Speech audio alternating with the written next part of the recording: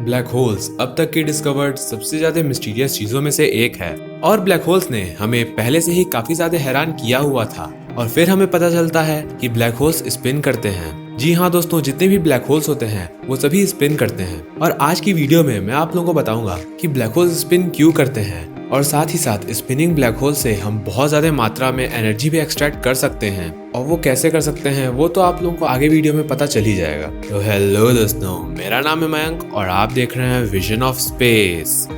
हमारे यूनिवर्स में जितनी भी हेवनली बॉडीज हैं वो सभी रोटेट करती हैं, चाहे वो प्लैनेट्स हों, स्टार्स हों या फिर गैलेक्सीज हों। तो अब जब हमें पता है कि स्टार्स रोटेट करते हैं, तो जब बहुत ज्यादा मैसिव स्टार का फ्यूल खत्म हो जाता है तो वो अपनी ही ग्रेविटेशनल फोर्स में कोलैप्स करके सुपरनोवा में अपना ऊपरी लेयर स्पेस में फैला देता है और जो बचता है वो होता है उसका कोर।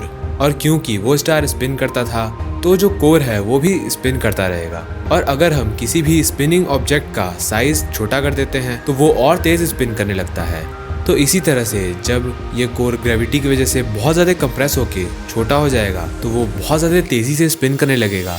और यही वजह है कि ब्लैक होल्स बहुत ज़्यादा स्पीड में स्पिन करते हैं। एग्जाम्पल के तौर पे एक स्टार सिस्टम है जिसका नाम है GRS 1915+105 और उस स्टार सिस्टम में एक स्टार है और एक ब्लैक होल है।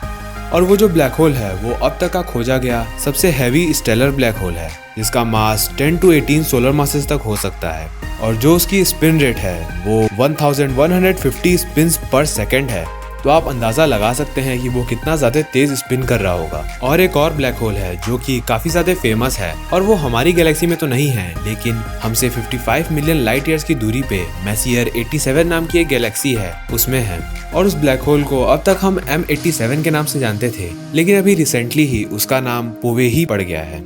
और ये ब्लैक होल इतना ज्यादा स्पेशल इसलिए है क्योंकि इसका मास 6.5 बिलियन सन्स के बराबर है और इसकी जो स्पिन की स्पीड है वो लाइट की स्पीड की 99% है। और अब बारी है आज के सबसे मेन सवाल की कि हम इन स्पिनिंग ब्लैक होल से एनर्जी कैसे ले सकते हैं। दोस्तों, शायद आप लोगों को अंदाजा भी नहीं होगा कि हम इन ब्लैक होल से कितने ज्यादा मात्रा में एनर्जी अब्सॉर्ब कर सकते हैं। फिर भी एग्जाम्पल के तौर पे हमारी मिल्की वे गैलेक्सी के सेंटर में एक सुपर मैसिव ब्लैक होल है जिसका नाम है सैजिटेरियस A। और वो ब्लैक होल से हम इतनी ज्यादा एनर्जी अब्सॉर्ब कर सकते हैं जितना हमारे मिल्की वे गैलेक्सी में जितने स्टार्स हैं वो 1 बिलियन ईयर में जितनी एनर्जी एमिट करते हैं वो सब अगर हम मिला दें तो उतनी एनर्जी उस केवल एक सिंगल ब्लैक होल से हमें मिल सकती है। तो दोस्तों, जो स्पिनिंग ब्लैक होल्स होते हैं और जो नॉन स्पिनिंग ब्लैक होल्स होते हैं उनमें एक काफी बड़ा डिफरेंस ये होता है कि स्पिनिंग ब्लैक होल्स में एक एक्स्ट्रा लेयर होती है जिसे हम कहते हैं अर्गोस्फीयर। और ये एक्स्ट्रा लेयर ब्लैक होल के इवेंट होराइजन के बाहर होती है। और अर्गोस्फीयर की खास बात यह है कि अगर कोई चीज अर्गोस्फीयर में जाए तो वो वापस बाहर आ सकती है। तो मान लीजिए हमने एक रॉकेट को अर्गोस्फीयर में फेंक दिया तो अब जिस डायरेक्शन में ब्लैक होल स्पिन कर रहा है हमारा रॉकेट भी उसी डायरेक्शन में मूव होने लगेगा। और अब इसी टाइम पे ब्लैक होल अपनी रोटेशनल एनर्जी उस रॉकेट में ट्रांसफर करेगा और फिर उसके बाद एक झटके के साथ हमारा रॉकेट अर्गोस्फीयर से बाहर निकल जाएगा। लेकिन इस प्रोसेस में उस रॉकेट का आधा पार्ट ब्लैक होल के अंदर चल जाएगा और जो बचा हुआ आधा रॉकेट है उसके पास पहले से बहुत ज्यादा एनर्जी होगी जो एनर्जी उसे ब्लैक होल से मिली है। और इस प्रोसेस में ब्लैक होल अपनी एनर्जी लूज करेगा और पहले के मुकाबले थोड़ा स्लो स्पिन करने लगेगा। और इसी तरह से अगर हम धीरे धीरे करके ब्लैक होल की सारी एनर्जी अब्सॉर्ब कर लें तो एक वक्त आएगा जब वो ब्लैक होल रुक जाएगा। और इस तरह के ब्लैक होल को हम कहते हैं स्क्वाश चाइल्ड ब्लैक होल। और ये जो प्रोसेस है जिसकी मदद से हम ब्लैक होल से एनर्जी ले सकते हैं इसे हम कहते हैं पेनरोज प्रोसेस या फिर पेनरोज मैकेनिज्म। और अब दोस्तों, मैं आप लोगों को इसी प्रोसेस का एक और एग्जांपल देता हूँ जिसमें हम ब्लैक होल से मिलने वाली एनर्जी को बहुत ज़्यादा एफिशिएंटली स्टोर करके यूज कर पाएंगे।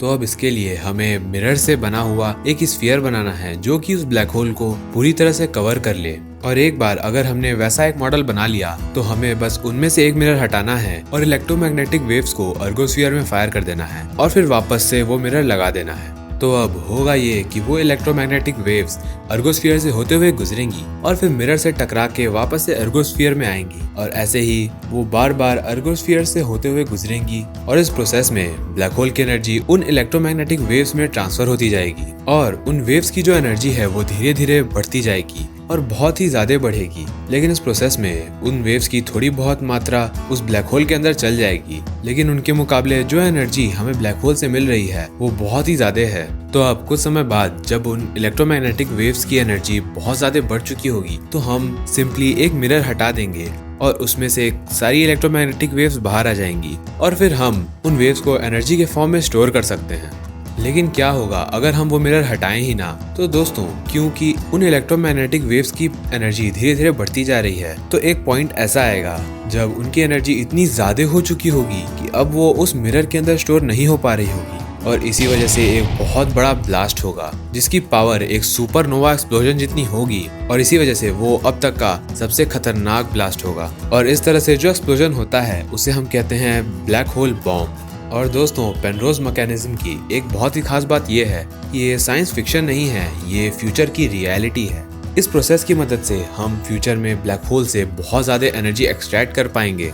तो बस दोस्तों, आज की वीडियो में बस इतना ही। अगर आप लोगों को ये वीडियो पसंद आया तो वीडियो को लाइक कर दीजिए और अपने थॉट्स कमेंट में जाके जरूर लिखिएगा। और अगर आपको ऐसे ही अच्छे अच्छे वीडियोस चाहिए तो हमारे चैनल को सब्सक्राइब करके बेल आइकन दबा दीजिए। और अगर ये वीडियो आप लोगों को जरा सा भी यूजफुल लगा तो इस वीडियो को अपने दोस्तों के साथ जरूर शेयर करिएगा। तो मिलता हूँ नेक्स्ट वीडियो में किसी ऐसे ही मजेदार टॉपिक के साथ। तब तक के लिए बाय।